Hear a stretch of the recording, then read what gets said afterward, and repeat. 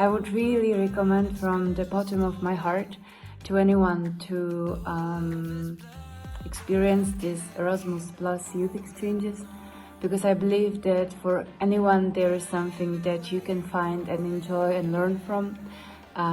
You will get to travel to different parts of Europe and meet people from different nationalities that you would normally not have a chance to meet. And most importantly, you can get a chance to learn something beautiful or interesting about yourself, about the world, about other people, and gain new skills, new insights. I love that these projects, they cover wide range of topics. It can be well-being, movement, art, culture, but also technological development or career choices.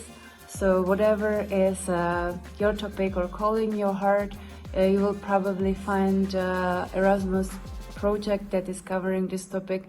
Or if you don't have a topic, you can surprise yourself and just explore something new.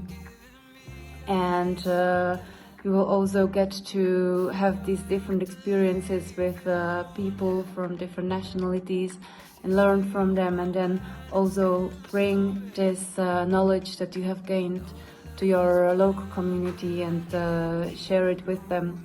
So through this experience, it's not only happening during the project, but the things that you can experience there can then grow and travel with you.